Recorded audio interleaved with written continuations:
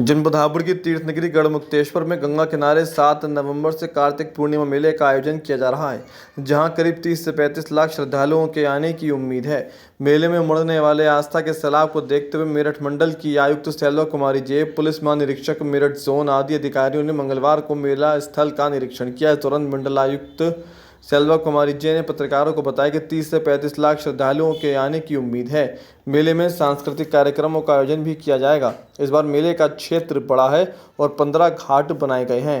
11 zonal और 12 sector में मेला क्षेत्र को बांटा गया है, जहां 20 स्थानों पर चेंजिंग रूम की व्यवस्था की गई है। इसके साथ ही शौचालय, अस्पताल आदि की व्यवस्थाएं भी की गई हैं। दीपदान के साथ लगभग 30 to 35 लाख पॉपुलेशन आते हैं इस मेले में। बहुत लोग मेरठ में और अन्य जनपदों में आकर के भी यहाँ पे भाग लेते हैं, शॉप्स लगाते हैं और बहुत अच्छा आयोजन होता है कल्चरल्स का और रिलीजियस फेस्टिवल का। यहाँ पे इस बार घाट्स बढ़ाए गए हैं, लगभग 15 घाट बनाए गए हैं और सेक्टर जोनल का भी डिवीजन किया है। 11 जोनल है और 22 सेक्टर इन्होंने बनाया है। हॉस्पिटल्स भी एडिशनल हॉस्पिटल, लगभग 4 हॉस्पिटल्स, 20 बेडेड हॉस्पिटल्स बनाए हैं। फायर का भी कई जगह पे 4 लोकेशंस पे इनका मेन सेंटर्स रहेगा। एडिशनल लगभग 6 सेंटर्स इन्होंने बनाया है पूरे मेला, क्योंकि थोड़ा क्षेत्र बढ़ गया है उसमें।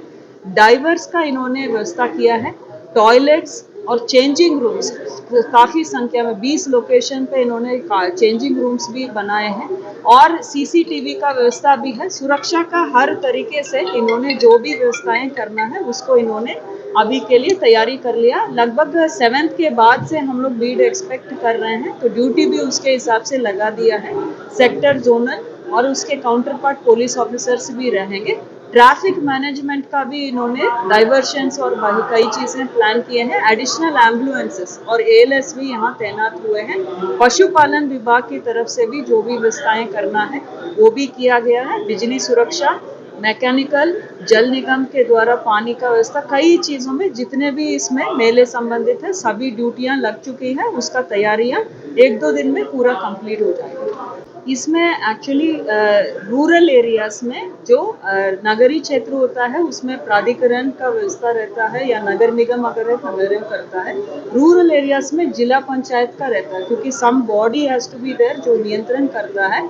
जिला पंचायत का इसमें उनका टेका रहता है, बट वो ऑडिटेड रहता है। At the end of the year वो भी ऑडिट होता है, जो भी उनका टेका दिया जाता है। पिछले साल की तरह लगभग 3-4 हज़ार का गाड़ियों का भी व्यवस्था किया गया है।